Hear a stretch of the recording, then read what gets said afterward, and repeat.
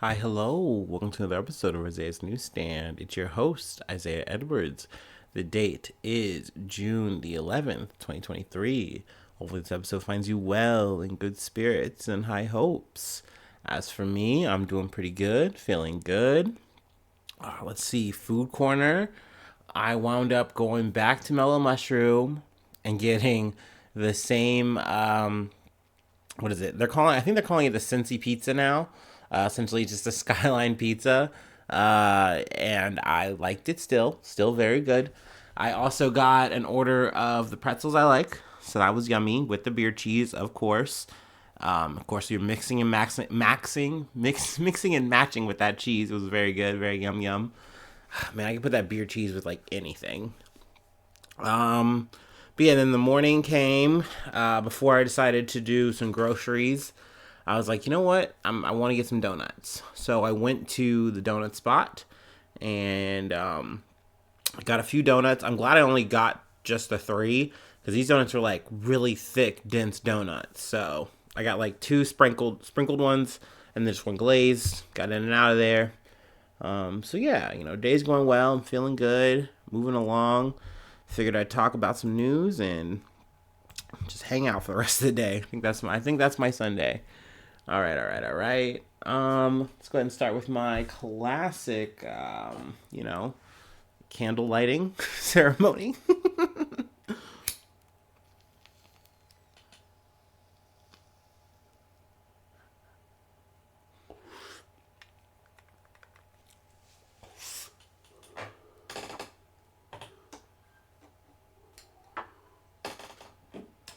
Oh boy.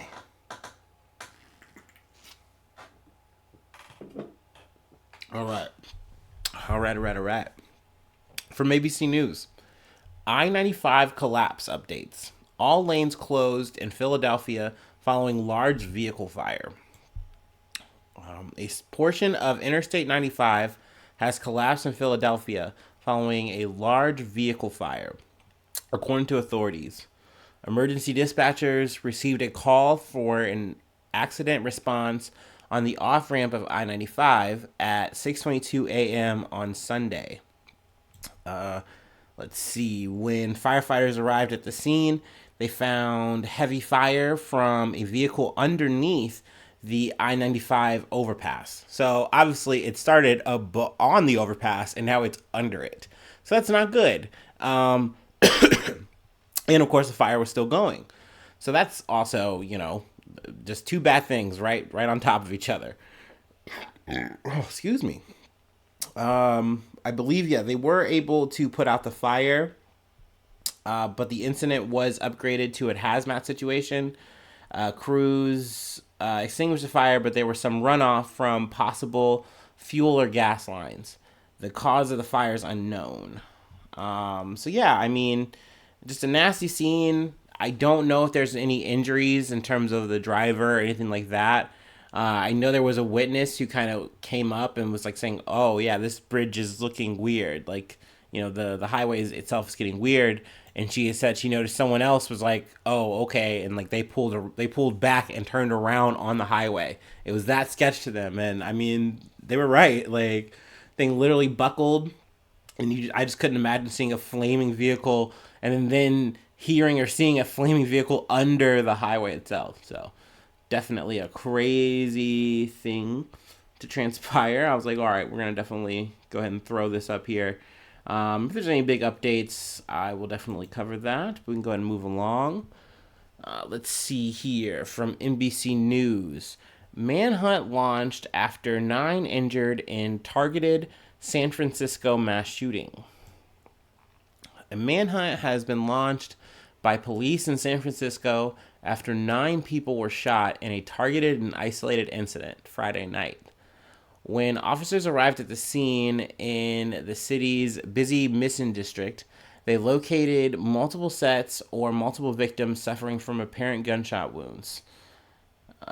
Let's see. We can confirm that there are 9 victims that were struck by gunfire, and they are all expected to survive. So that's good news.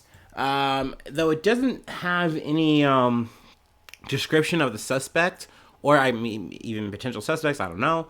But they do say that they have a manhunt and that it is targeted. So it kind of lets you kind of know that maybe they are on to something, maybe. But maybe they're just keeping things close to the chest as of right now.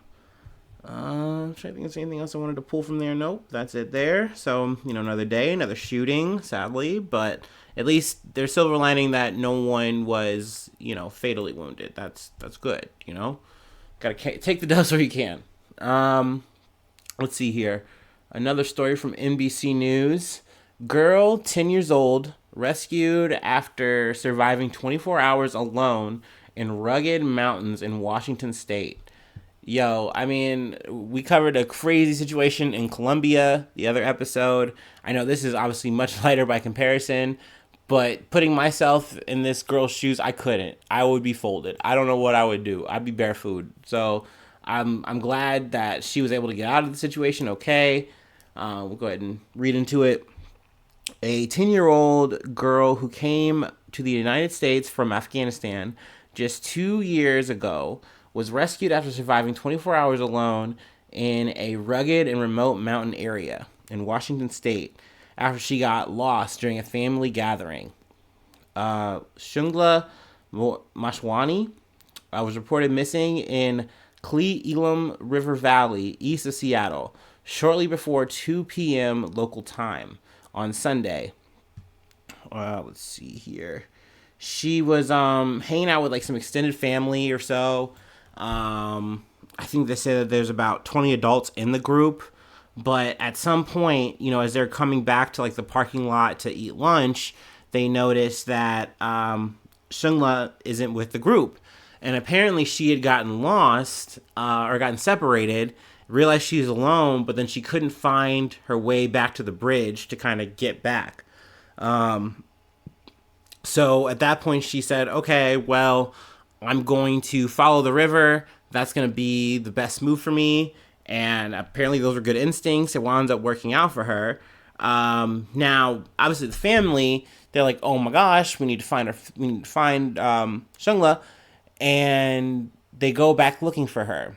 An added problem was this area is so remote, they didn't have any kind of cell reception. But there was somebody nearby who had a home that had a Starlink connection. So they were able to contact the police. They then go, do a search, an extensive search, and they wind up finding her. So, hey, another W here on a Sunday. So that's good. We'll take them all. Put in a little basket. All right. We are chomping along here, aren't we? We got one more to go. It's gonna be a little short and sweet one, eh? All right. Well, I got one more break to take, and then I'll let you go. Wow, a little zoom in. I'm a little road runner. Beep, beep.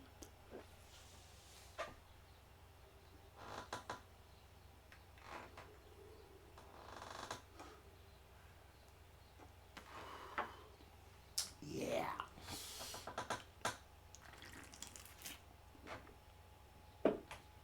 All right. From USA Today.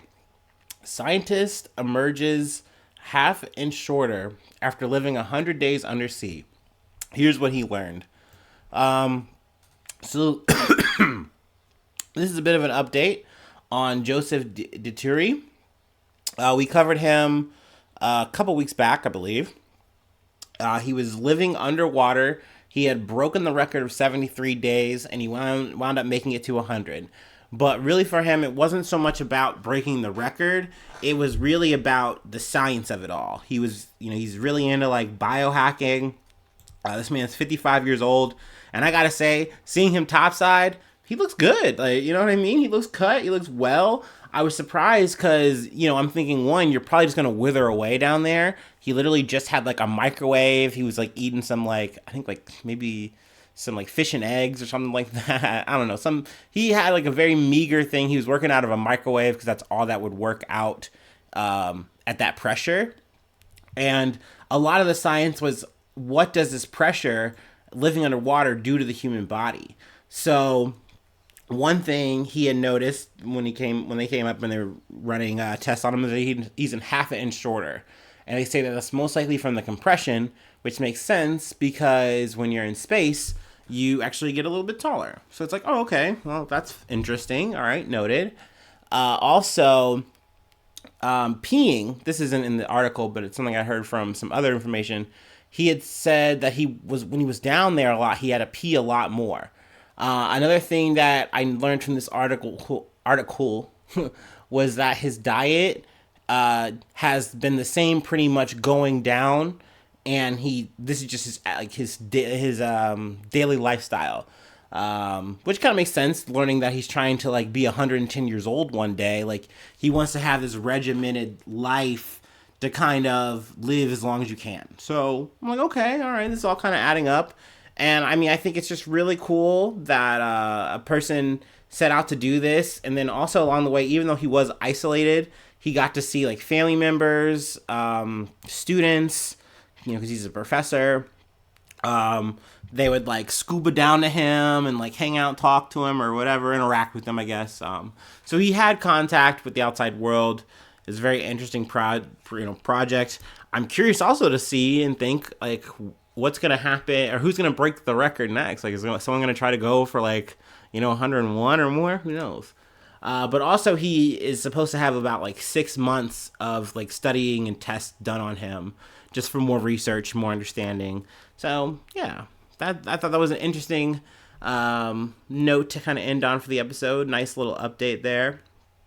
Things going on top side now. All right. Wow, yeah, this is like our shortest episode. You love or maybe hate to see it, I don't know. But I thank you so much for tuning in, and hopefully I see you again. But hopefully I see you soon for some more good news. I love ya. Bye-bye. Mwah.